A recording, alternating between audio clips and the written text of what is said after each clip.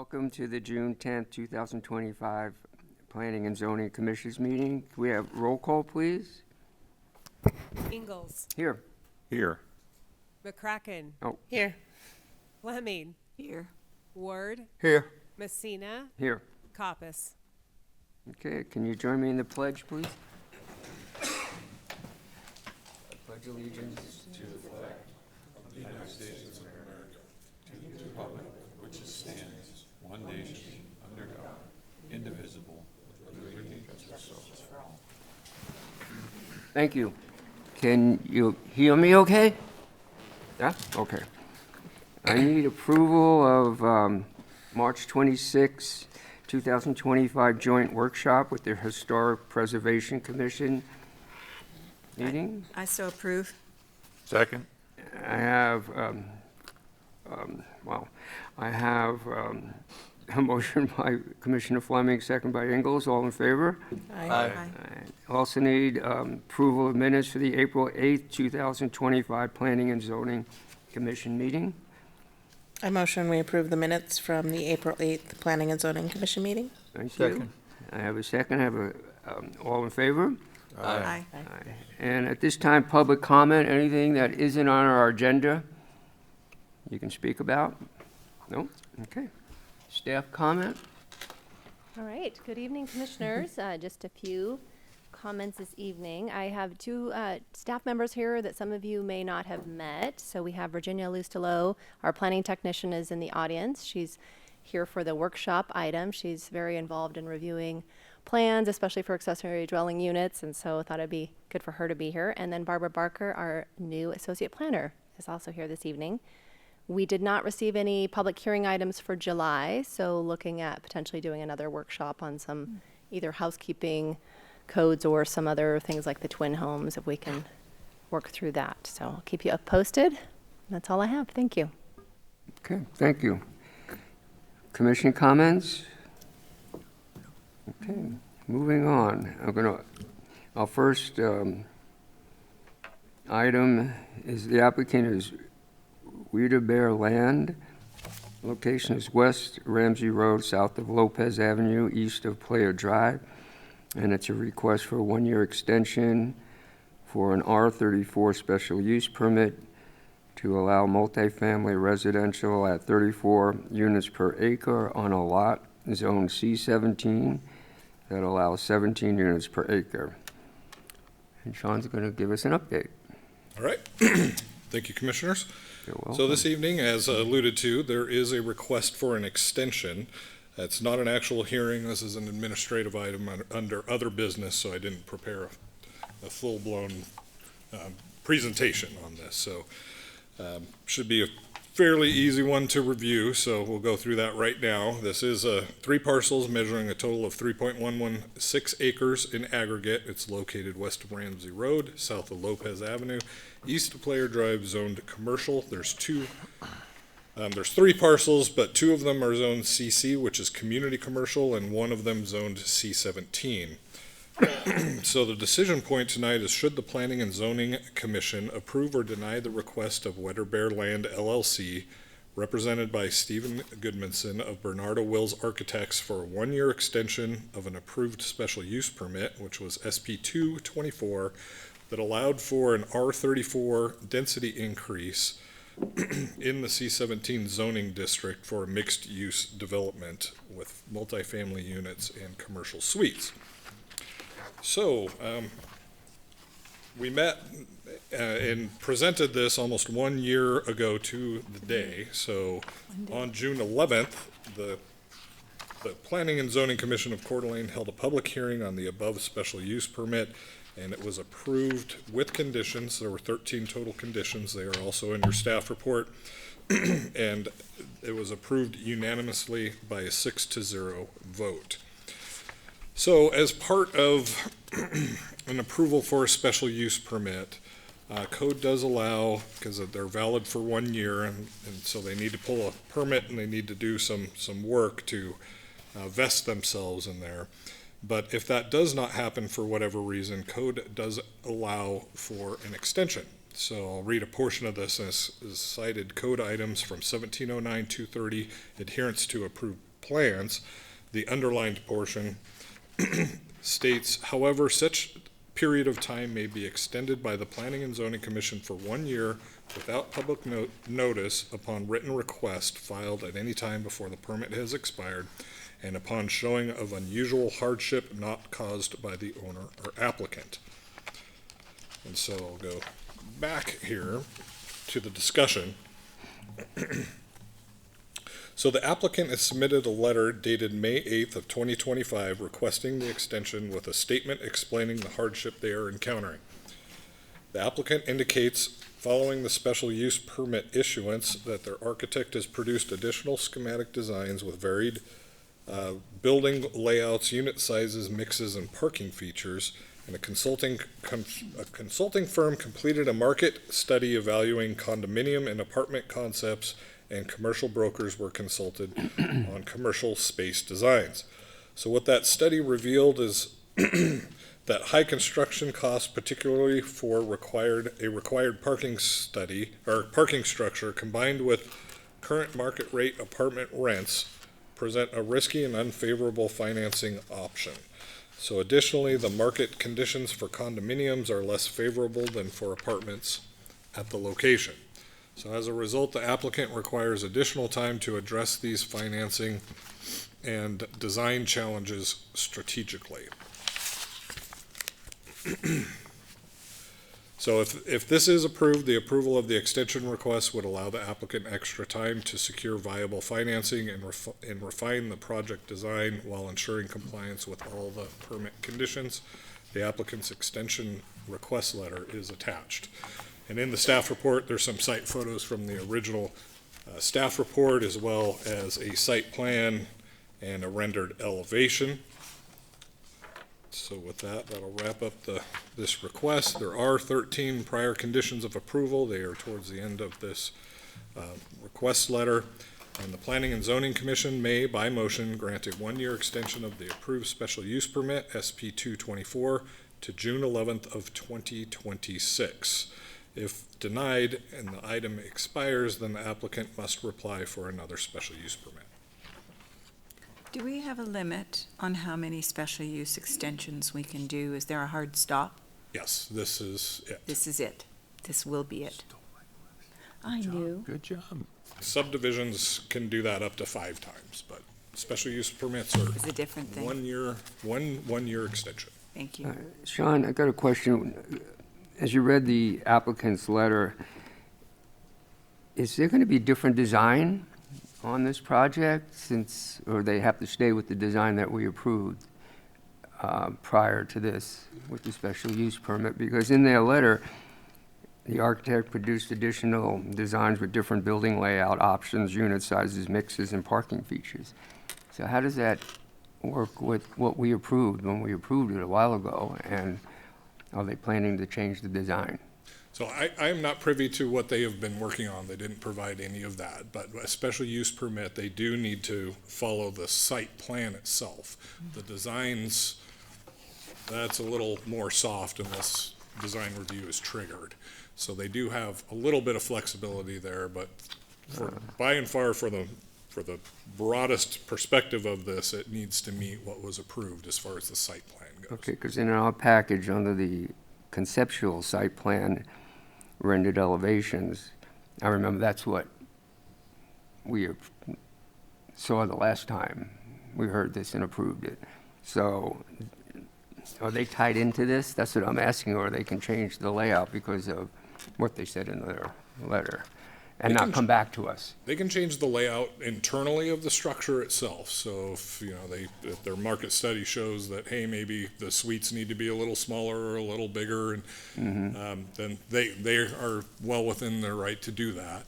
Okay. They can change, the number of units was set, but if they decided, hey, maybe 2 bedrooms would work better than 3 bedrooms or vice versa, they can do that as well. So they can change that internal structure of the building itself within the limits of the total number of units for density, but they do need to meet what was approved in the site plan. Okay. And we limited the height as well, did we not? Wasn't it 35 feet? Or was it? Yeah, that is a limit that's in code. That's code. Yeah, And so so it's- the parameters are set, the envelopes there, but they just have to decide whether they're apartments or whether they're condos or whatever the contents are, but they're restricted by the structure and the site plan. Yeah, and so, rewinding the clock back to that evening, the CC portion, they decided that they would use that as the surface parking because there's, on the other side of Player Drive, there's homes there, and the idea was to allow those homes to have a continued view of the mountains on the other side, to a degree, obviously, but they put it down further on the slope and the C-17 further away from the residential homes to help with that view shed. Okay. Question. I'll preface my question that I'm not trying to make this hard. I think it was a good project. It received unanimous approval for, I think, good reasons. As you pointed out, I think the design was very thoughtful with the way it works with the neighborhood and whatnot. It's higher density, but it's in the right spot, right on our arterial, and, our comp plan encourages that.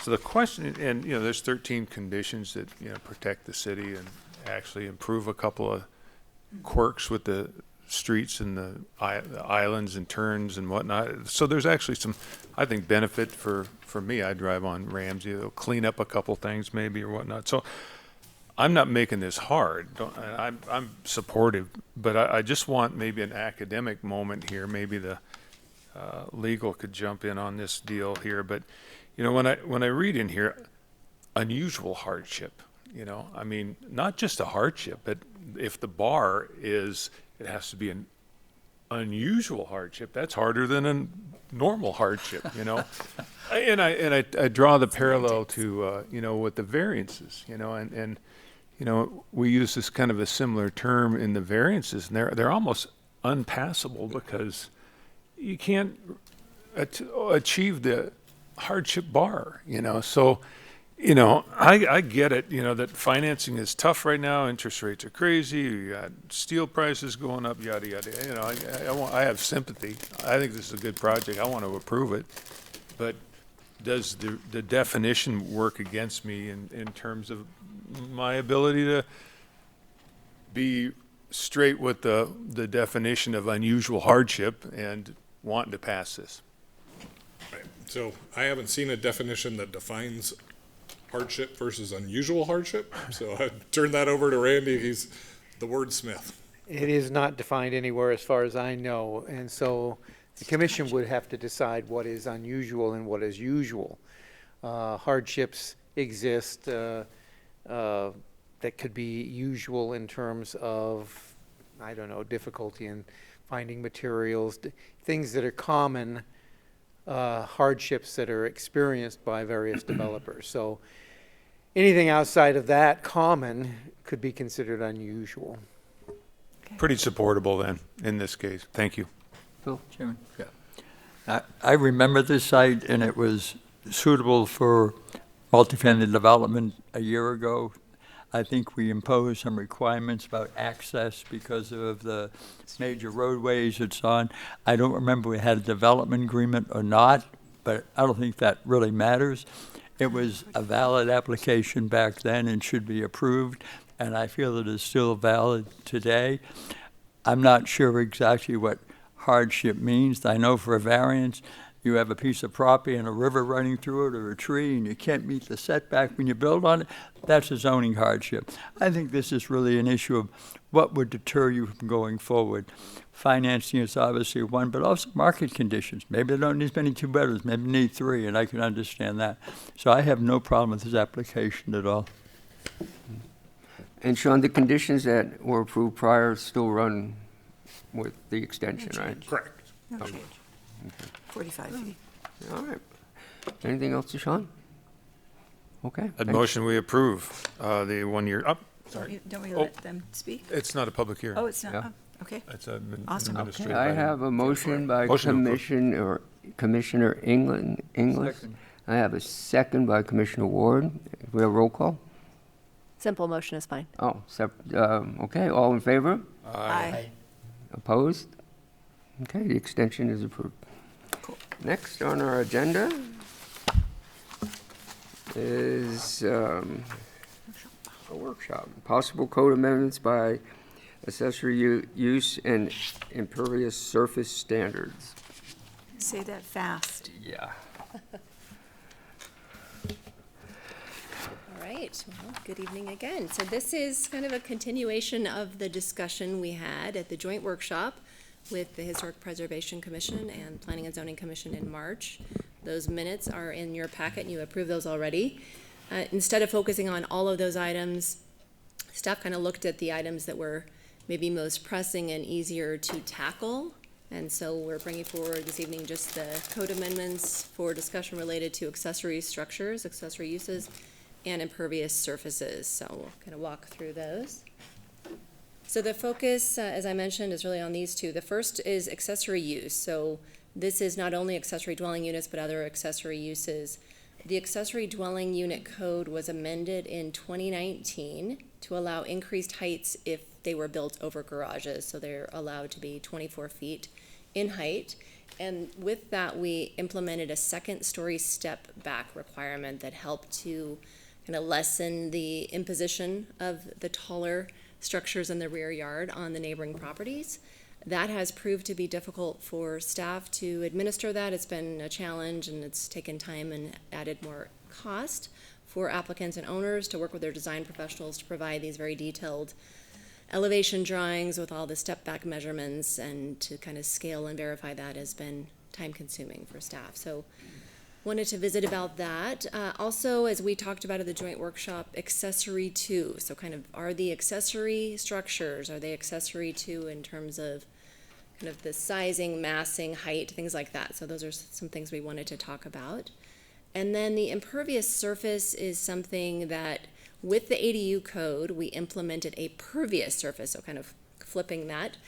There's a requirement in the code with 30% of the site must be pervious so that it can, the water's, stormwater, snow can penetrate into the ground.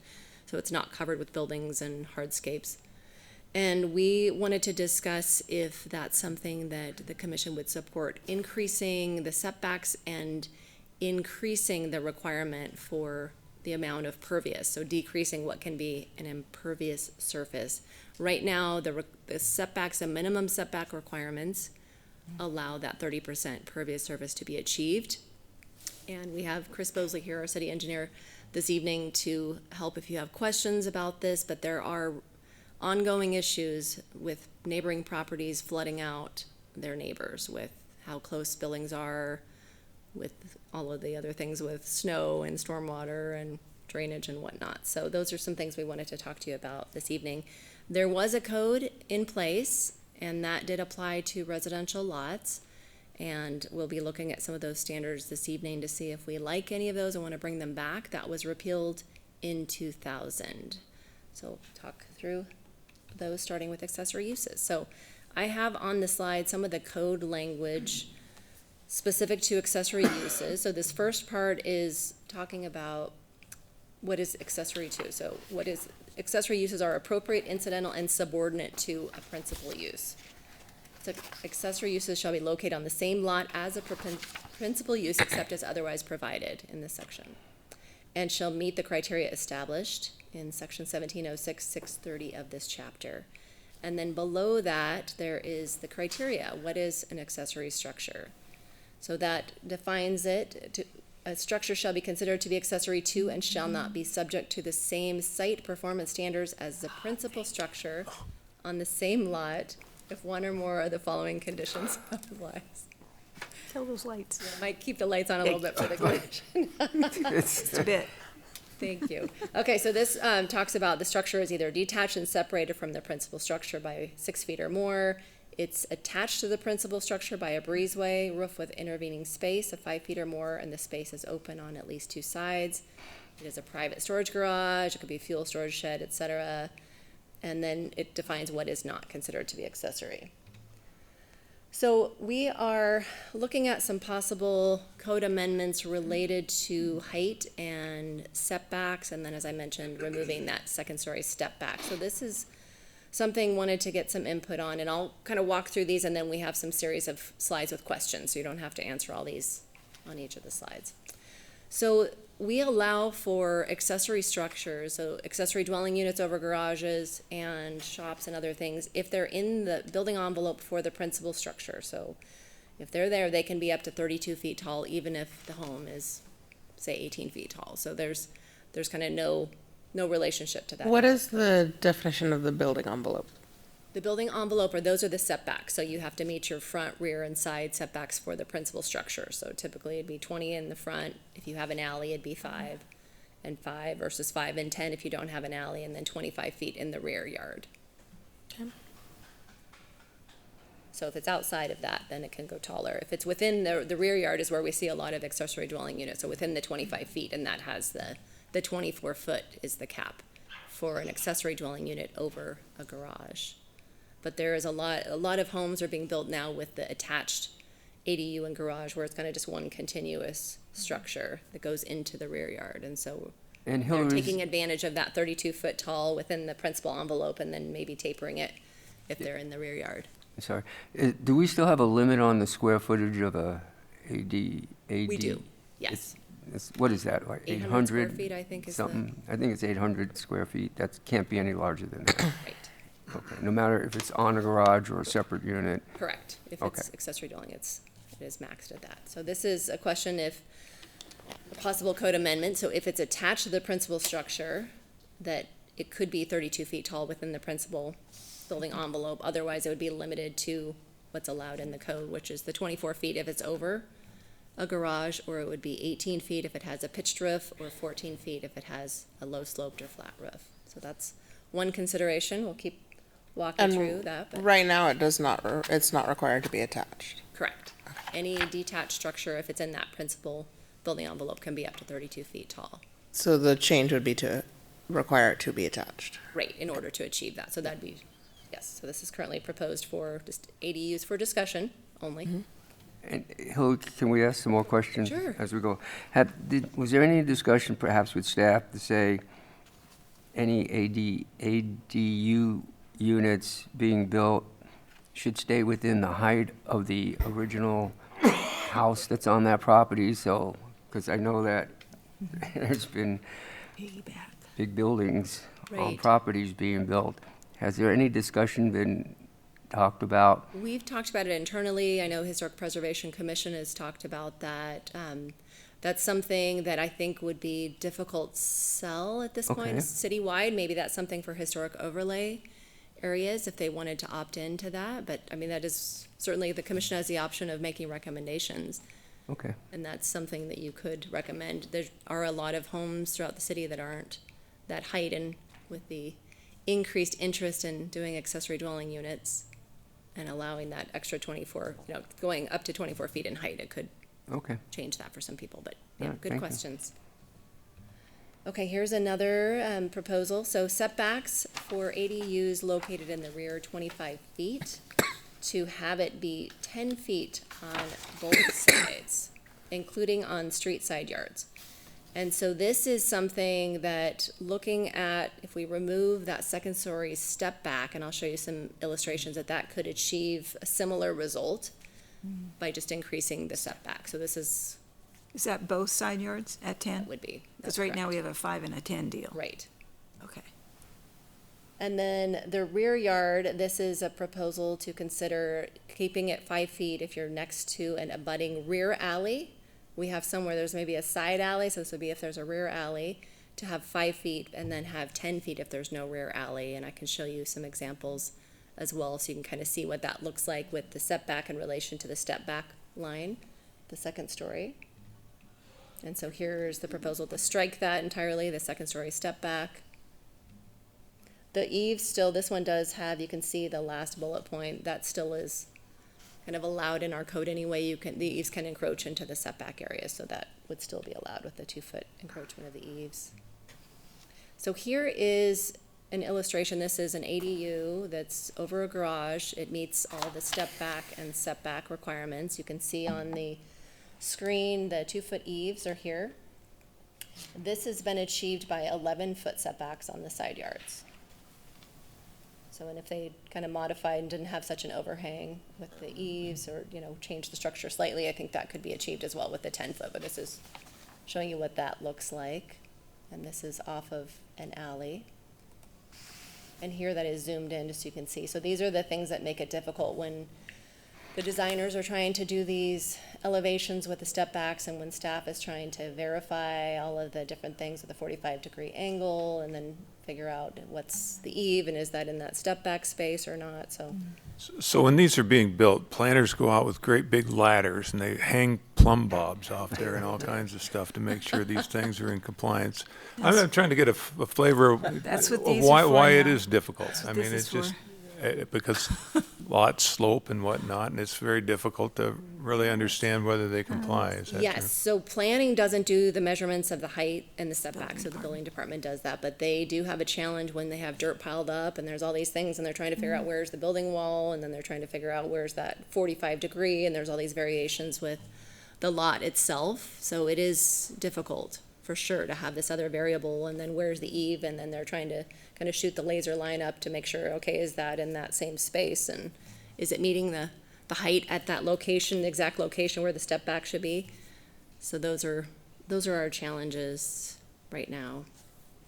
Most of our lot sizes, if they're a typical lot in the city, run 50 feet wide. Correct. How many are exceptional in 40 feet? Do we have a few of those ringers? We have a number of them, but not, That's the restricted. majority You are come in certainly. 10, you come in 10, all you've got left is 20, and that's a two-car garage, Right. barely, Right. barely. Right. So it's. There's not a large number, or not a large percentage that there's- are the there's 40 few foot wide, but there are some, so that, those are gonna prove to be a little bit more challenging, but they Yeah. are already substandard lot sizes. The typical is the 50-foot frontage with the 5,500 square foot lot dimensions. Right, this works well on a 50-foot lot. And It's a maybe- little titchier. Maybe on a not every 40-foot. lot should have an ADU. Correct.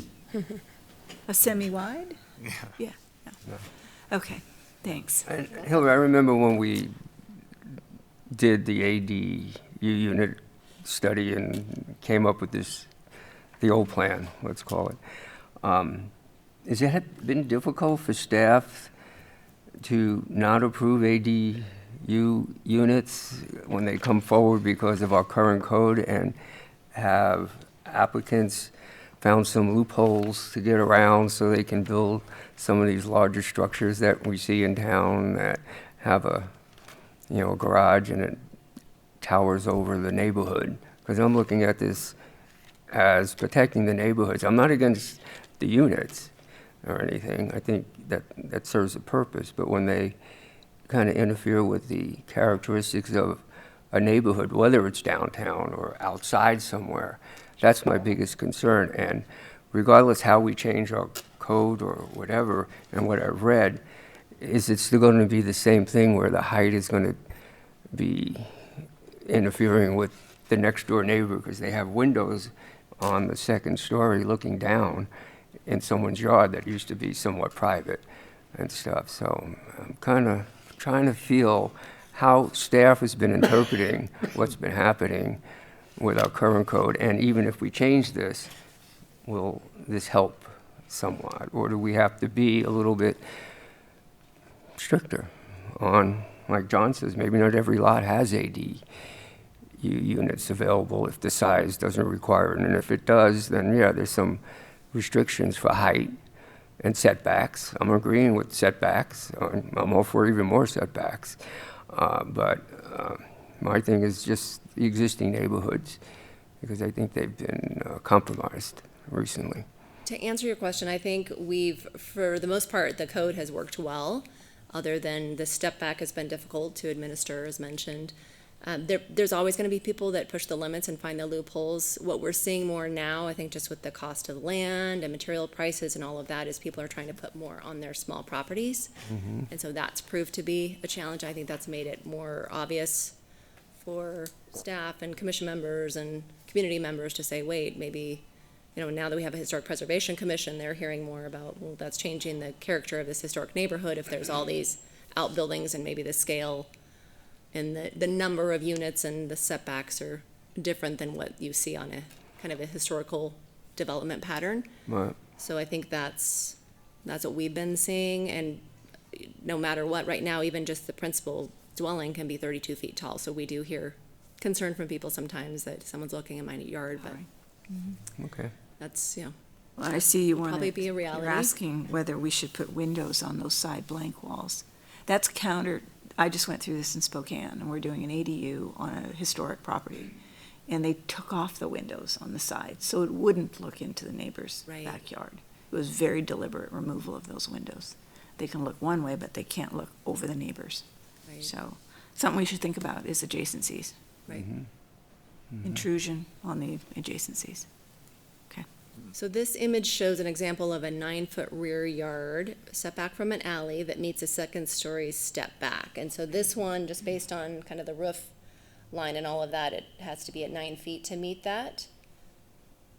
But this one shows that that can be met with that step back with a 3-foot 6-inch. So the 5-foot that's proposed next to an alley would still achieve that, depending on how people, design the structure. So some of them would be a little more imposing than others with kind of the roof line and how they've designed it, but that could be achieved. And this is an example of a site plan for that same one with that reduced rear yard. So it's 3-foot 6 inches at the rear. There's very limited space right now. It looks like there's 7 feet in between the principal dwelling unit and the garage ADU structure. So if at the rear yard, if you had an alley and we required that 10-foot, they could not fit that in that space. They'd have to either shrink it up or they wouldn't be able to do that project just because of how large the existing dwelling unit is. And Hillary, can I ask you another question real quick? Are you finding that that new or permits coming in are for new homes with ADU units, whether they're attached or separate, new construction because they knocked down an old house and you're seeing them want to build a new house, and then there's an ADU unit, whether it's attached or not there, or is it more an existing home and another unit in the back, whether it's over a garage or not? Are you seeing a I've pattern? seen both. I don't know if staff thinks there's a predominance of one or the other, but Sean will speak to that. Virginia is probably the best one to speak to this. Okay, I don't come know on how up. camera shy Virginia. she is, but I warned her. it's a wild mix. There is no one prevalent over another. Right. We see older homes that add an ADU. We see new construction that's attached or detached, trying to create a yard in between the two units, so there is some still privacy on that same lot. So it's really a crapshoot. Okay. Okay. Chairman? can I- Yeah, go ahead, Yeah. Phil. I've got a couple of questions. I want to ask one thing first. How do you distinguish a duplex from an ADU lot? I know there's a covenant required or something, or an agreement when someone chooses to build one of these, but what is the difference? I mean, it's still 2 units on a property. Correct. So the underlying zoning, it depends on the underlying zoning. So in an R12, for example, you need 7,000 square feet for a duplex, 3,500 per Right. for your lot size. And many of the lots don't achieve that unless it's a lot and a half or 2 lots or something. So that's limited. But with an ADU, the main house can be whatever square foot is allowed within the 32 feet. But the ADU itself can only be 800 square feet or less. I So with a understand. duplex, there's no actual limit on the floor area size for either unit. A couple other things. This isn't like a site plan review or a variance. I mean, this is technical stuff.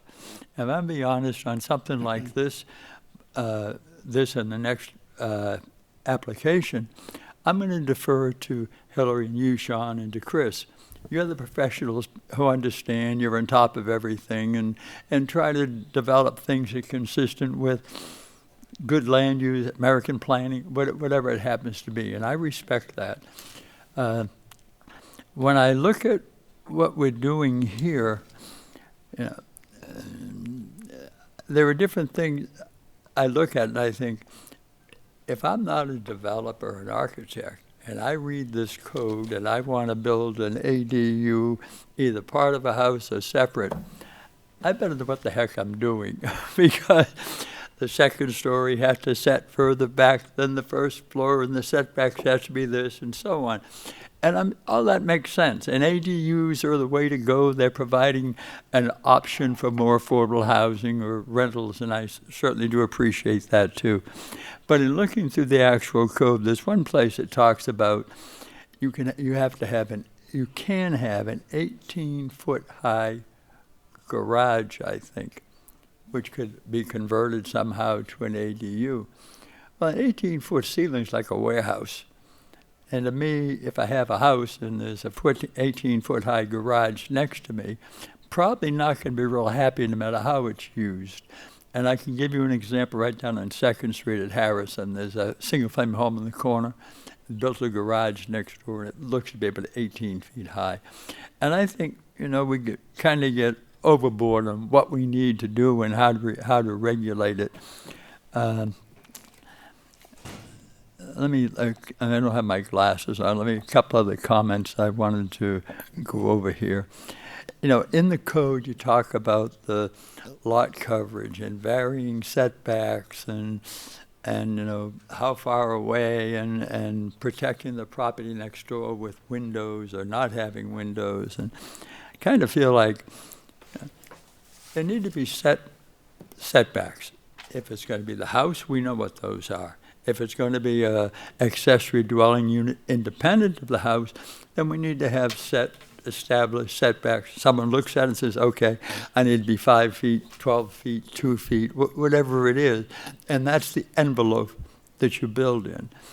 And I feel like we've got so many things in the code right now, and the way it is now, I think the regions may be less so.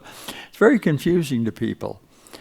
And I think it's something we probably want to encourage these ADUs, and I think the best way to do it is make it somewhat easier for people. Talk about windows. I'm pretty sure someplace in the fire code it talks about you can't have facing windows too close to another building, because if there's a fire in one, it can jump across through the windows to the other one, and there are limitations on that. And I don't know if those apply here or not. And I also think it's kind of easier just to say you want to have an accessory dwelling unit and it's not attached to the house. It needs to set back behind the principal building line of the main house. It could be 25 feet, it could be whatever is deemed appropriate, but it shouldn't be on line with the house, because that to me says it's a duplex, even though it's only 800 feet, but the house next door may only be 1,200 feet. And I just, I guess through it all, I would defer to county staff, whether it's on this or the next application with Chris, to what you professionally believe is the best thing to do. But just as a person sitting here, I think it could be very confusing to people. And if it's confusing, it defers people from doing it. And I think we want them to do it as much as we possibly can. That's all. Thank you. Good points, Phil. I appreciate that. Don't try to build in And, me being in the construction business, I understand the setbacks and stuff, and I agree with Phil. I think more clarity in what we want to change for an ADU unit should be set, so people know exactly what they can do and whatever the size lots are. And as John said, maybe not every lot is going to be able to do it. And, Lynn said about windows, I agree with that, and I'm sure the fire code might have something. I know you have to have big enough windows to get out of, but, in a bedroom, but the design should be so that it's not intrusive to the neighbors, and the height definitely. Building, everyone nowadays is wanting, I wouldn't say larger garages, but larger storage units on their property, because they just have a lot of stuff in town, and they want to place it somewhere. I don't think garages are as important to some people as what I call storage units on properties and stuff. So, and I agree with Phil saying let staff make the changes and, talk to us about what we feel recommendations might be. But that's kind of my input on this. Go ahead, John. I think we're kind of getting on a consensus here, and that staff this is, like Phil says, this is your call, you're looking for input. I think we're supportive of what it takes to do the job right. In your staff report, it says it's challenging to administer. Turn that around as you sell this to council and the community. If it's challenging for you, it's challenging for the property owners and the developers and the designers as well. Because what you're saying is there's not really good clarity of what can happen and what not. So I think you should go to a increased setback methodology rather than the step back thing. I think it should apply to all structures, whether they're a dwelling or not, whether it's just a barn dominium back there or whatever you call it, garage or whatnot. And so there you go. I have a question on the second story step back. Is the ADU the only part that this is written into the code? Correct. So it doesn't, because I see how you're saying it's challenging to administer. So it's not, if they're looking at building a little shop or garage, detached, and then, as they're looking at the cost and maybe they're gonna, try to finance it or whatever, and they think, oh, maybe we'll add an ADU while we're at it, but then that changes the rules probably more than they were anticipating. I guess every time somebody submits the building permit and then gets corrections and has to go back, then everybody's reviewing it again, and that increases wait times and all that. Do you kind of have, so if this is the only place in the code that it kind of states that differently, I can see how that's confusing, but we're basically achieving the same thing by increasing the setbacks, is what I hear. But do we have kind of even if it's just like a rough guess, like 40% of these get turned back around, or we're back and forth on a lot, or is it pretty common? I'm just kind of curious, like how many people kind of struggle with this two-story step back? I don't know if Virginia or Sean have the answers on that, but I do know, I think some of the more seasoned designers have done it, so they're used to it. But I think some people that are kind of coming in for the first time, they're working with a new architect, and there's a lot of back and forth trying to explain to them what needs to be submitted. Right. And then making sure that it meets those requirements, so it's definitely extra time. Yeah. And as you said, or I guess you asked the question and I'll answer it, that this is the only thing, so if they're building a shop within the principal building envelope that's 32 feet tall, that does not have a second story step back requirement. It's Right. only the ADU triggers that. Right, and I can see how when people are kind of looking at doing improvements on their house, they, if you give a mouse cookie, you're like, oh, I'll do this, and then maybe we'll add a little apartment in there, and maybe we'll do this, but then not realizing it changes those setbacks. And really, 10 feet's still relatively close to the property line and probably would allow for a wider gate, and those kind of things. So, you can't really get that space back later, I guess, if you build in it. But it seems more clear and simple, just in consistency with other sections, to just have a setback. I think most people can understand the setback, and go walk their property and decide where that would be. So, yeah. The only challenge comes in on a lot of our PUDs, people always ask for that 5 and 10. So we'd have to bridge over to PUDs and I think lay on the same rule, 10 feet, 10 feet. Because it seems like all the PUDs always ask for that 5 and 10. And back to the point that maybe not every lot, you should Deserves see my an lot. ADU. There's no way you're going to get an ADU on my lot. It's a little PUD, and I have a postage stamp for backyard. And you look at meadow ranches and those kind of deals, I think a lot of them are just going to get boxed out because They're just too small. too small. So, it's saying that, so when it comes through as a PUD, those would be kind of the same rules, and in order for us to grant some variance to that, we'd be granting a wider variance than we are now. If they can fit If it in, we and could they fit make it, the, and- they make the setback. And it likely might not fit, so, Yeah. okay, yeah.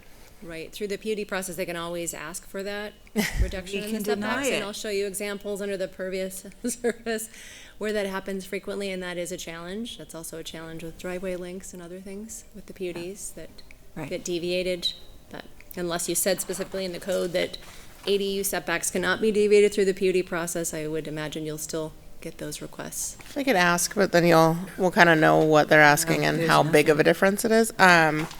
I think it's easier to administer, it's easier for people to understand. Nobody wants to get into the process and then have to rework it again or wait another year to get their stuff done because of the weather. So I think if we can make it clear and easy, that probably, and still achieve the same the same end goal, I think that's good, so. Great. Mr. Chairman, I have some slides with some questions, if we could just, I know I've already ahead. received some good input, but just if we could work through these, and Sure, I'm sorry. that Go would be ahead. great. Still got, Okay. yeah. So the first question, I believe your answer is yes, the Planning and Zoning Commission supports increasing setbacks and removing second-story step back. Yes. Should rear yards with rear alley be 10 feet for the ADUs over garages, or is the 5 feet more appropriate to provide a usable backyard? And I showed you that one example, I'm for 10 feet. 10 feet. I am too, those rear. 10 feet, even if yeah. it's adjacent to a rear alley. Alleys are narrow. Right. And then when you Backing out. add snow to it and people try to get in a garage, if it is a garage access. That Ford F-150 just doesn't make it. Right. Yeah. And then there's another question that came up. So our building official, Ted Lancey, wasn't able to be here this evening, but he asked if the setbacks increased to 10 feet, would decks and stairs be appropriate encroachments into that setback space? Because he anticipates there will be questions. So oftentimes the ADU has to have stairs to get to the exterior entrance versus internal. As a side Stairs. entry. Could either Then be we off gotta the get into rear. how big side. will the deck be, you know, does So the the deck get to go? landing and the stairs itself would be 3 feet. But 3 I, feet. my, And the And eaves are would be 2. 2 feet, The right? eaves are 2 feet, so you're only going 1 foot over the eaves. Well, And that, but- you have to get into the unit, I mean, most of the time. well, I guess if it's a second story entry into An ADU on the second story. yeah, you'd have to have some stairs on the outside, unless you determine, no, stairs on the outside, you have to have them on the inside. That's another discussion completely. But I guess, If we increased the setbacks to 10, but allowed, a standard staircase with 3 feet, or a likely the same width of like a small It's balcony actually type. 3.6 to code. 3.6 to code, okay. right, so the So, Doing 3 ADUs right now. yeah, so I mean, I think the intent being to provide to the entrance of the upstairs unit, but not like a, Yeah. Big a deck. 10-foot deck off the side. I think if it's the width of a normal staircase to code, I think that seems reasonable. So a 3-foot stair 3'6". going upstairs with a 3-foot landing going into the residence for a second story ADU. As far as a first only ADU on ground level, normal entry with no decking outside, or how do you feel? Or Not on the side yard. well, I'm just saying if someone Be in the builds, if they backyard. do a 10 by, 10, if we do setbacks, Right. like we just said, and it's a single ADU unit on ground level, do you just say, all right, you can put a Well, deck off of the entry into the place, or not? Or you, well, it's solid surface. It's basically impervious surface. okay. You could, I mean, yeah. 'Cause that's why I'm going for clarity here. Sidewalk As to far as we impervious say surface. deck and stair, Patio. so how do you get it so that we don't run into this another 3 years down the On road? grade, And it's- Yeah. so, I mean, if it's on grade, how are you gonna restrict that, except unless it fails to meet the pervious? Correct, if we would address it through You that. calculate that you could have a 10-foot wide piece of, a walkway to a 10-foot pad Right. into a slider or into an active door. that's okay. I yeah. think that's okay. As Yeah, long I as mean, they I think meet you would their need to allow pervious. for a ramp or a sidewalk or a staircase Yeah. to get into the unit on the outside. Yeah, if you're doing a side entry, yeah. I agree with you saying on second story, you need stairwells. and- Well, I mean, you could put them inside, but it's likely less expensive to build them on the outside. Yeah, and then you're restricting the size inside of. But we've the- increased the setbacks, so I think there's a little more space there Okay. with the Did you increase. get that, Be Hillary? increased, yes, I think I did. Okay. Thank you. All right, should all accessory structures be subject to the increased setback? So the single-story ones, you feel that those should also have the increased? I think they should be consistent. Okay. Yes. Keep it simple. Okay. Should ADUs within the principal building envelope be limited in height unless they are attached to the principal dwelling unit? I agree with that. It Yes. should be limited in height. Yeah. That's my opinion. Discussion Agree. further? Yeah, Agree. Instead of the stack Okay. thing. Should other accessory structures within the principal building envelope also be limited unless they're attached to the? Yes. Yes. Yes. All right, and should there be a requirement for windows on the ADU garage structure for walls that face another residential lot use or streets? And this was in response to taking away that step back so that maybe there's the blank walls, but you bring up good points that then there's gonna be more concerns with privacy, and the fire issue wouldn't be here because they would be outside of that concern Fire concern. for building code. Well, It's I- 10 feet away from the property lines. I but- voiced my opinion on windows. Go for it. So, commissioners, Privacy.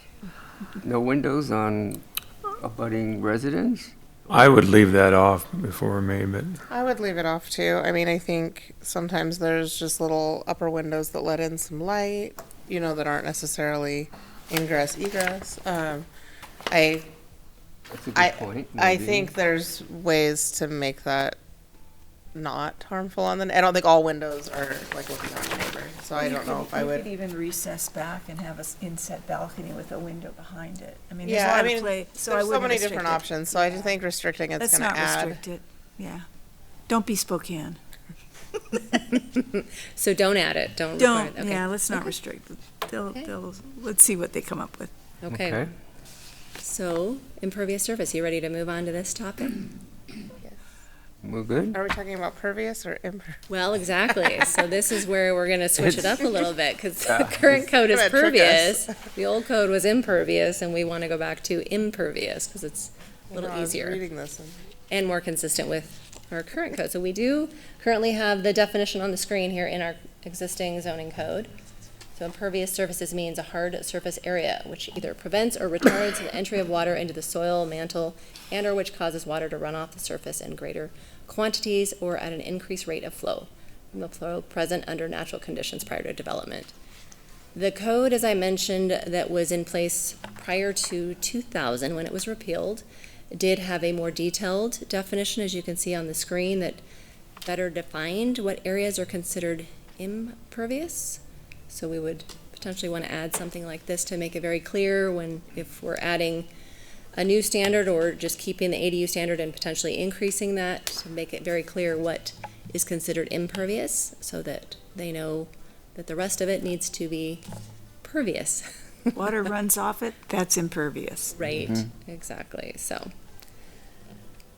And then it has, in addition, other areas determined by the engineer to be impervious, so that is also built in. So this is a section of the zoning code that in the past zoning was a partnership with engineering and planning departments. So the prior code had these different percentages based on the zoning and the lots, which is really based on kind of the lot sizes you'd see. So it allowed 25% of the lot to be impervious for the R1 lot, so those are generally over 1 acre. 51% for the R3 and R5, 60% for the R8 and R12, 70% for R17 and MH8, and 75% for the R34. And then there was an increase not to exceed 85% if there was a parking lot that was probably by special use permit, that you can only do the parking lot in the zone with the special use permit, so it could increase that up to 85%, and in that case, there would have likely been a swale or some other things to account for the stormwater. So those were repealed at the time. In the staff report, it said that the requirements were no longer needed. They were getting some submittals for residential lots that weren't consistent with that, and they said that the regulations adopted in 1994 had the requirement for swales and were more comprehensive in detail. Therefore, this section of the code needed to be removed because it was less stringent. Fast forward to current times, staff doesn't feel that way. We don't have swale requirements for residential. We do for a large multifamily project and commercial, but not for single family. There is a requirement in the code, you have to keep your stormwater on your site, but that proves to be very challenging if we have very limited setbacks and lots of structures and hardscape surfaces. So we wanted to bring this forward as discussion, see if commission was supportive of changing those standards. Here's the language for the current ADU code. So it requires 30% pervious surface for all lots that have an ADU. So currently, this is the only section of the code that triggers it. So if someone is bringing in plans for an ADU, we would look at it. Otherwise, if they're bringing in plans for lots of shops, greenhouses, things like that, that trigger the permits, we wouldn't look for it. So they could cover the large portion of their lot, and we wouldn't review it. So this is something we think would be beneficial to change. So I have a question. I mean, this, I don't know, this whole, chart here of the pervious, impervious surface. Yeah. And then you look at Kootenai County. Theirs is just one sentence. On parcels that are minimum 5 acres in size, the following by right uses shall leave 65% of the parcel as open space free from structure. Hayden's very similar. On a parcel of land, whatever size the minimum, 65% of the area of the site shall be left in open space free from all structures. And there's not like a graph and a chart, and you got to figure out how you fit and what things count, what things don't. I mean, I guess I see the idea of adding it back, and I think I kind of understand some of the complications that you guys have had with the amount of hardscape and that kind of thing. Is there a way to write it that's just really simple, or is the suggestion to add it back with a chart and different sizes, different percentages for different zoning? And I mean, is there somewhere in the middle of there, or is it kind of to go back to where it was before? Recommendation at this point, but I mean, we're open. This is very preliminary discussion, Yeah. so we want your input, and Chris may have different opinions in planning. I'm not sure. We kind of were batting around internally on like, okay, would you be okay if we increased it so that it would be 40% pervious, so that 60% impervious, so that's an increase, 10% improvement over what's there currently for ADUs. That would certainly simplify it, and then we could even increase that more for R1 if we wanted, because those are larger lots, or we could leave that alone. I think how they had it before, like I mentioned, the zoning was based on also kind of lot sizes and things, but that is a lot more complicated. To standardize it is much easier for staff to administer, but I don't know if Chris wants to speak to that. Simpler, but then would there still be the opportunity for like an exception by special use, or Increase. something like that? But I kind of, it's like, well, we got rid of it, and then you look at how it was before, and it was just a little maybe overly complicated. And then you look at some of our neighboring communities, what they're doing, they kind of have it pretty simple to understand. Like, so much has to be free from structure. Okay, get that. This takes a lot more figuring out to figure out what you could do.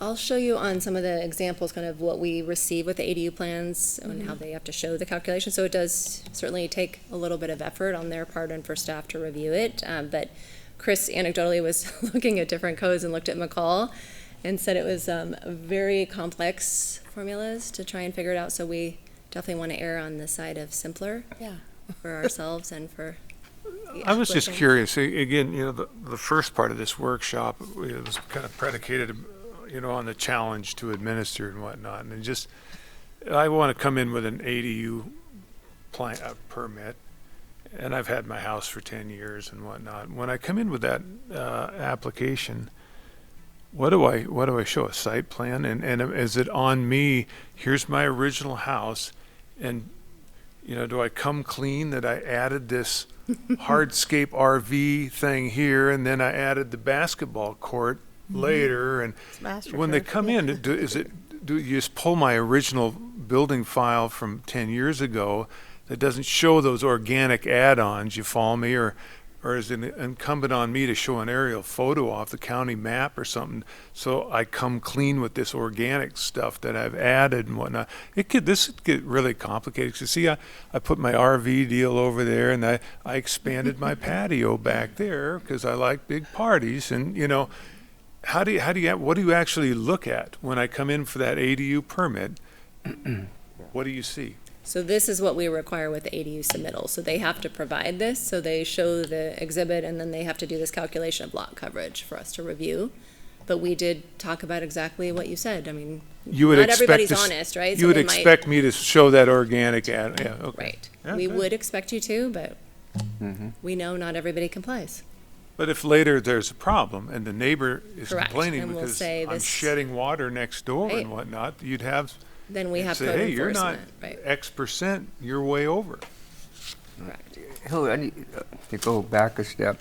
I know we're talking about impervious surface requirements right now. Correct. There's one at the end of other possible ways to address stormwater and snow runoff. Is that coming up, or did we kind of It's good to pass. That will be pass that one? a question. So that was talking about kind of like snow breaks and French drains and things like that. Yeah, because impossible runoff onto neighbor properties are required. Snow breaks on metal roofs and limit use of metal to certain pitches. Require gutters on all permitted structures and/or French drains. Is this a feasible or realistic? So I don't know if we had that discussion on that, or what's the feeling Do on you that? have some input on the snow breaks? So Ted Lancey, building official, said that they are going to start on their end when they get permits in. They're going to start looking at anything that's within 5 feet of a property line. If it has a metal roof, they'll be requiring the snow break, so that could help. Doesn't entirely, Snow breaks, Alleviate. B-R-E-A-K-S, But- not breaks. Yeah, Yeah. but my question is, for any new units, ADUs and stuff, why wouldn't they just match the existing roof that's on the existing house, let's say? If it's comp roof, why wouldn't we do comp instead of having metal on a new unit? And that's something I'm looking for Slope, discussion. 4 and 12, you know Okay. that. I mean, metal goes on 4 and 12. Okay. Asphalt doesn't go on 4 and 12. Mhm. So, Okay, so the- so it has to do with your slope. The pitch, but the design factor is, we didn't talk about any type of pictures or anything like that, so, I don't think we can do that. no. We shouldn't weigh in on that, should we? Okay. I don't think so. Or they're doing Let a the little designer's pole barn shop. design. Yeah, or. That'd be Good question. overstepping. Yeah, I Yeah, I do, hope if I so. could, Hope please. not. Hillary, I understand, the whole idea of zoning is you have building and green area and driveways and maybe a swimming pool, a tennis court, whatever you want. But what I read here, the concern isn't all of those. The concern really is water runoff. Right. Where's that drainage going to go? It's going to go out in the street on the neighbor's property. And I don't know, but I want to ask, is there a provision in the city ordinance anywhere that says you must retain your own water on your property? there is. And if that's there, then other than we want to move stuff around as to where it can drain, I think it's really simply a matter of, you can't do it if it's going out in the street, if it's going next door, and we'll shut it down if that's the case. But I'm just not sure where this is going. The whole Percentage. presentation, if the idea is to control that water runoff, then if we have a law to do it, I'm not sure how much this is necessary. I could see maybe you want to change lot coverage. Say you have to have 40% lot coverage, but if you want to go closer, then you have to show you can contain the water. But other than that, anything you're building to comply with the code, and the water retention is a requirement by law. So I'm not sure how many regulations we need to put out there to, I don't mean this the way it sounds. I'm really trying to make it simpler here, but it isn't working that way. But I just think we could kind of cut it back. You can't do it, period. And then, deal with the plan, what's allowed from there. The challenge is enforcing it if we don't change something, so I think talking about changing the setbacks for the ADUs and accessory structures can help. But also, if you don't have enough green space for the water to penetrate, most people aren't going and doing elaborate drain systems on their lots, and then we have to enforce it on the tail end, where it's running into the street and the alley and onto the neighboring property, and so that's where the lot coverage impervious surface is what we're looking at, and certainly Maybe if by we addressing. simplify it. For their purposes is, there's a standard of retaining your water on your property, and then there's checklist of boxes. Do you have French drains? No. How are you accommodating that runoff? Have you got swales? How, where is this water occurring, and is there a metal roof that's shedding all that snow right on your neighbor's fence? I think there almost has to be a tick box so that they can ask the questions and put that designer or that owner on the spot to answer how they're going to deal with that water. Because everybody knows they're supposed to deal with it, but if they can get away without it, they will. And I think that, they need clout to have a tick box and the builder knows they're supposed to have a French drain, or they know they're supposed to have, snow breaks, they know they're supposed to contain their own water and prevent it from sliding over to their neighbors. So I think that to facilitate their ease is, have you met these? And I get it from Spokane. You have to tick all these damn boxes, and that you've addressed every single one of their needs. I mean, they want to know even who is the manufacturer and what's the heat loss and the heat gain. I'm like, I'm not the builder. How do I know? So, it's trying to make their job easier and understand that. So I don't think that we're overstepping. I think that we need to give them the guidance to put the builder, homeowner on the spot in order to address those issues. Make sure that they're aware of it. Some of them aren't aware. They go, oh, I've got a shed roof, I got a metal roof, that's cool, but I don't think about the 10 feet of snow that all of a sudden comes down and ruins their fence. I'll Well, take, I think most of it sounds like most of it, when it becomes an issue, is when it gets addressed. That's the problem. I It's too mean, late. because they're It's too maybe late. not super, but increasing the setbacks would help with some pretty common ones.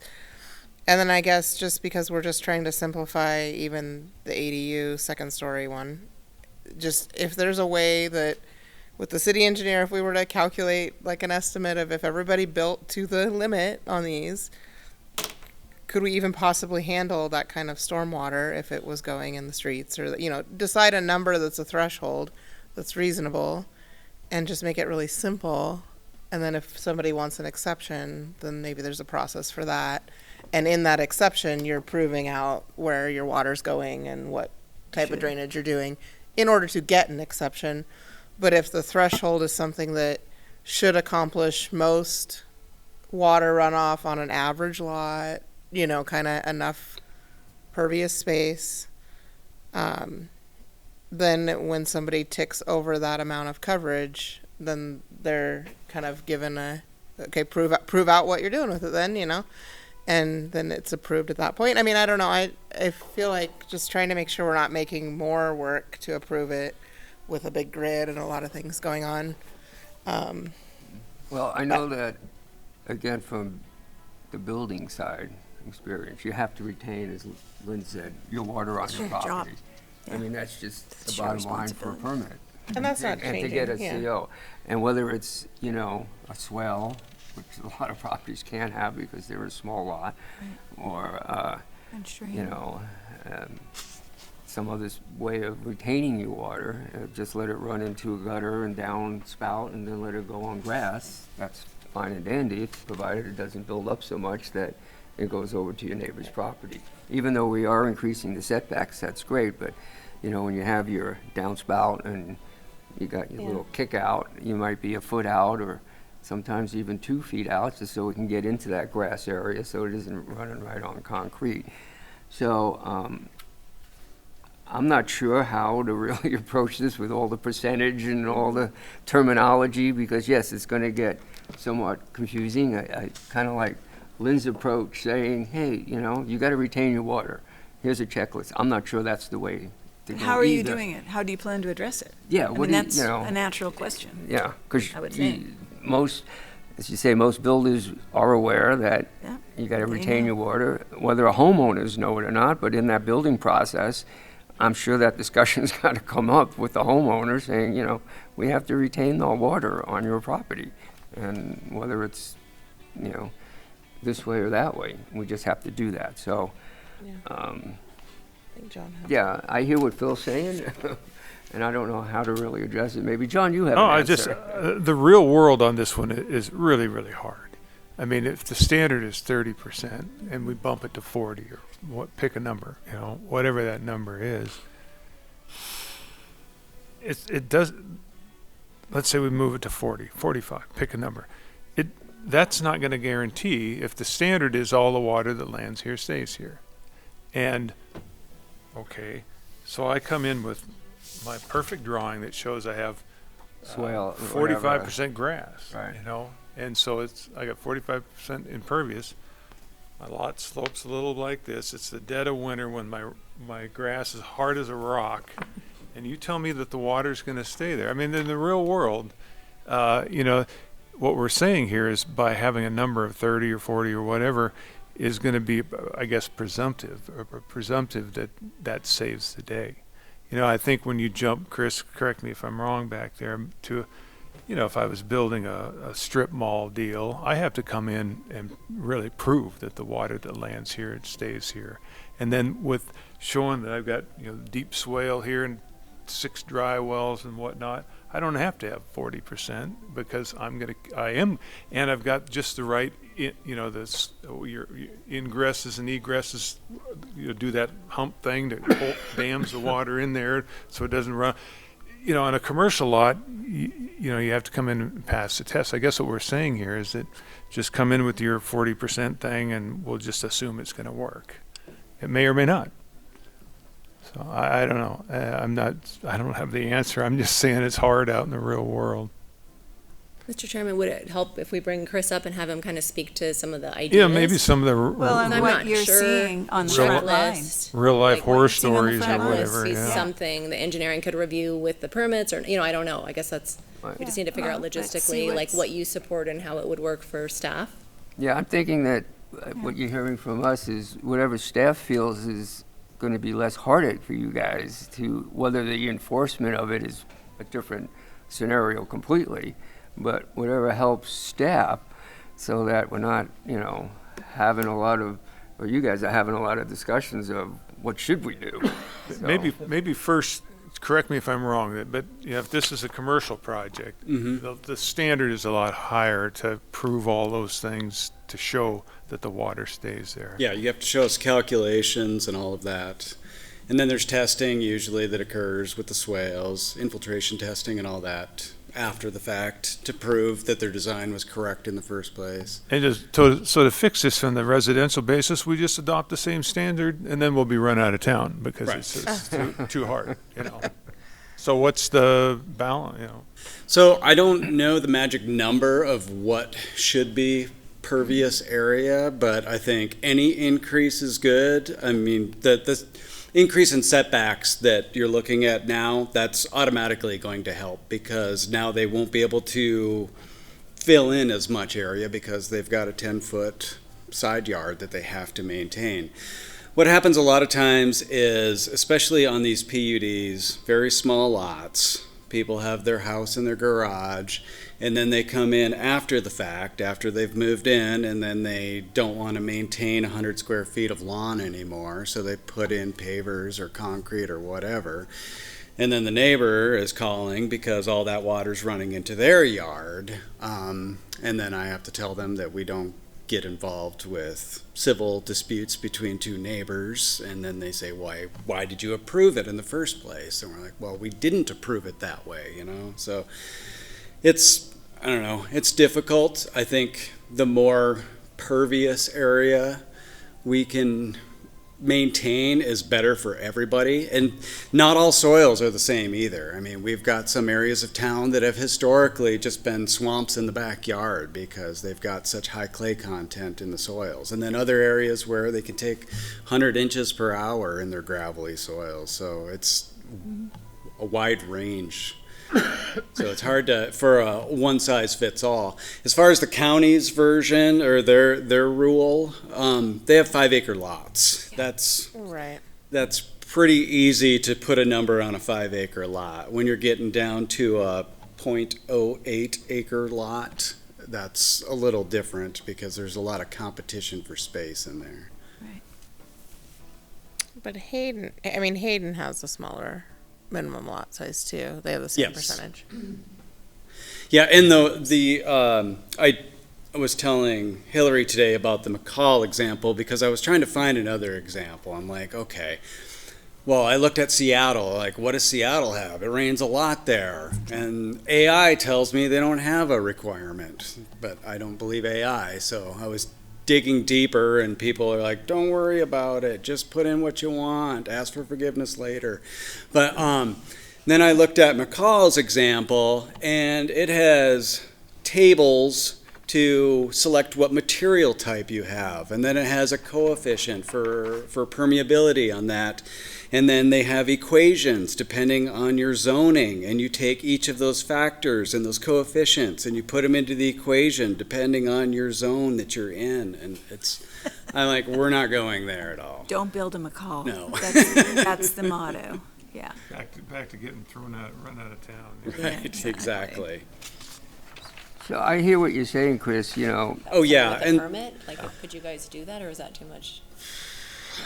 uh, It's always a challenge getting more paperwork submitted with permits. yeah, I think checklist is something that we could review. I think it's something that a lot of property owners might complain about, because it's another step for them.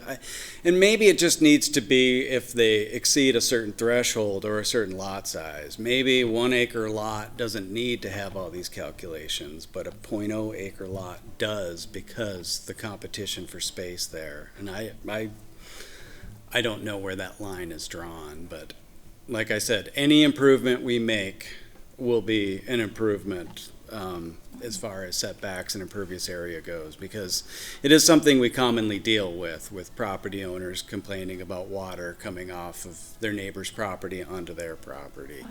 In your packet, there were a couple aerial photos showing, Pervious.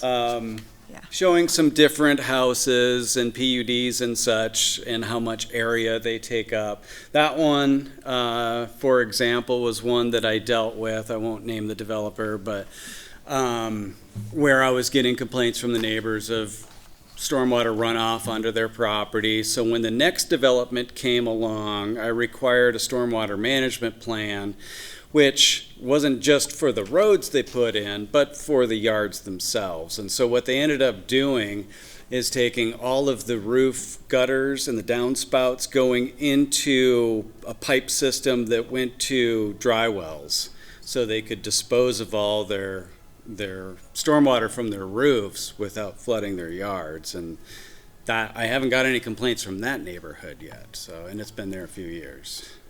So I think with the PUD process, we're hoping that you're gonna do that, right? Like, and alert us of the things that you've seen that didn't work or did work. And, I mean, maybe it's a combination of a reasonable threshold that should be achievable, and then if you are above that, then there's a checklist that you have to do. I mean, just something I feel like that's relatively, not a lot of formulas and Right. extra math, but something that I think the average person could understand. Okay, I get that I'm going to push the limit on this, but if I can prove it out, then that might be just fine. But it would be similar to a PUD in that we're asking them to prove it out if they're above a certain threshold. So I guess more from you guys what the threshold should be, of what you feel comfortable that for the average lot with the average soil with, would be kind of reasonable. And if it's, 40% from 35, maybe that makes sense.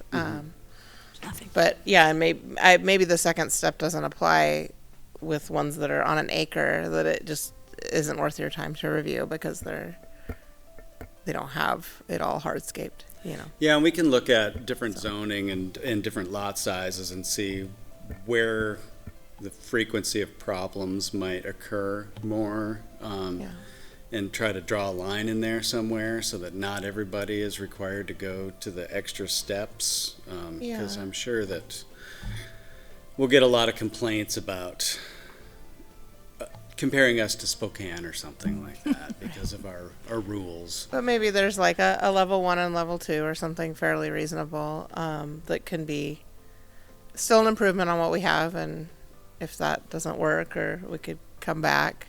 But I think from other ones that are hard to administer, I don't think the goal would be to make it harder to administer necessarily on the homeowner side or your side. So Go ahead, John. Ask Sorry. a question again. The whole premise, what lands here stays here. I get that. In these little PUD deals, if you look at Meadow Ranch, you could look at Park Rose where I live or whatnot. And there's no way there's 40% pervious on my lot or Meadow Ranch. None of those meet it. But correct me if I'm wrong, that when PUDs come forward, what we're really saying is the water that lands on the PUD stays on the PUD. You know, how, since it's all private in there, the roads, the track, you have tracks to deal with in there. And as long as the water, as the PUD as a whole stays there and doesn't run off to the next development, we're okay, correct? I mean, each individual lot, they don't pass by a lot basis, but as a PUD community, like Meadow Ranch, it stays there. Is that correct? That's probably true, but it still causes some private property disputes between. I get that. Yeah. I get that. You know, Yeah. where And I should add also that our drainage utility collects stormwater fees based on where you live and whether you're commercial or residential. And with residential, there's an assumption that at least the driveway is going to drain into the street also. So I mean, it's not like all water stays on the lot. And then with commercial, we try to coerce them into keeping all water on site. Sometimes it's an existing site that the water runs off and they pay an increased drainage fee based on their square footage. So if your entire driveway or your entire parking lot, building and everything drains into the city right of way, you're going to pay for every square foot of impervious area that you have on your property.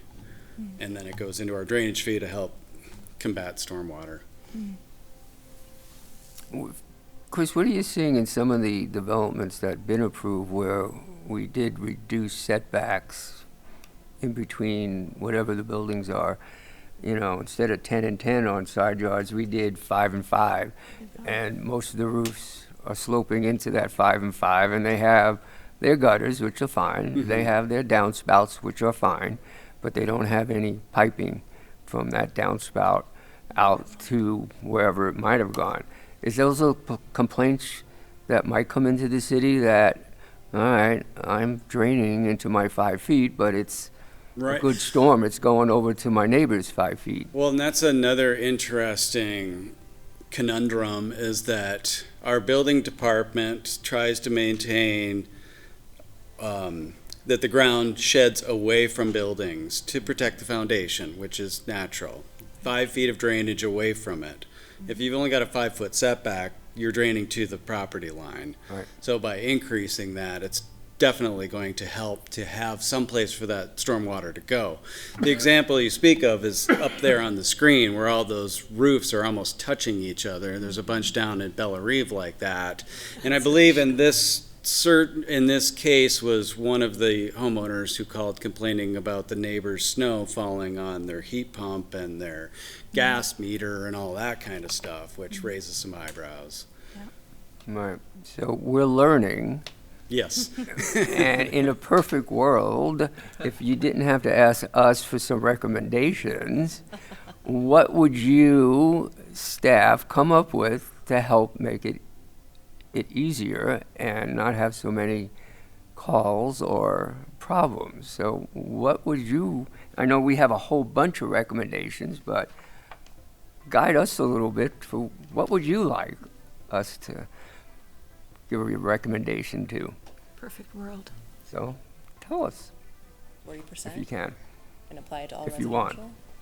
Yeah, I mean, like I said, any improvement is definitely heading in the right direction. And Okay. with the setback increases, that's going to help. It's going Right. to change that 35% to something higher, maybe 40% anyway, but I don't know what the answer is, but Yeah, like John said, there's no magic number. Right, It's going to be right. what it's going to be until we and have who knows what our people next do meeting after like we this. leave too. Once the final inspection is done, they get their certificate of Yes. occupancy, and then they bring in the contractors and the landscapers to They put change their sheds entire and property. pads and fire pits, and, which is, normal everyday living. But if Yeah. you start from 30 and add those things versus Right. start from 40 and add those things. Right. Yeah, I mean, and this is just a workshop, so I mean, I think if you, with that in mind, when it comes Sheds and back, stuff. kind of maybe think about it a little bit on Yeah. what seems reasonable. I think all of us are kind of open to that professional recommendation, but also want to be, easy to administer. Not McCall. No. No. Yeah, so, When did we drop the prior code, the 25% impervious for R1, 51%, why 51? R3 to R5, and 60? was When was back in, that? When did that disappear? look at this one. Sorry, Mr. Question. When did the prior code that had the 1,000. percentiles? Okay. 51% is just a stupid number, no matter what you do. That's the kind of stuff you just go, Right. what? Yeah. Well, I think, I mean, what you've provided is helpful for us, so I think we Yeah. can kind of go research a little bit more and come back with something. Well, and then chat with the people involved in all the approvals, because, you know, does it make sense in that process too, and how you'd administer it? I think do you know that they're making pervious asphalt now? Have you seen that? Yes, It's a whole new when I thing. was living in Massachusetts, I got to Impervious. experience some of it.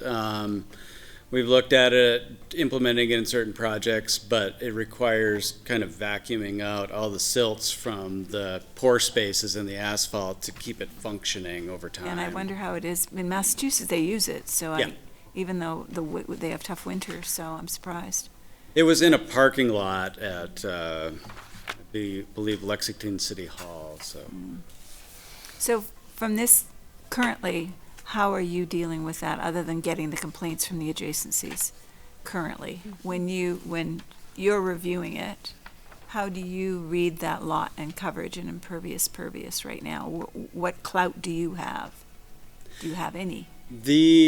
Maybe the only clout that I have is that I can require a stormwater management plan. And that I've only been implementing on these PUDs or large subdivisions or whatever when they're trying to pack a bunch of stuff in there.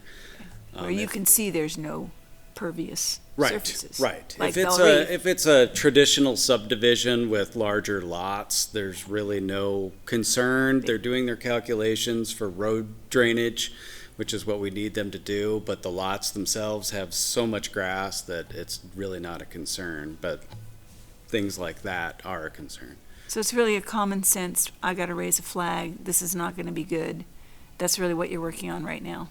This doesn't look, Right, the this sniff doesn't look test, like yeah. positive outcomes. Yeah, And you're not currently requiring a plan on an individual lot.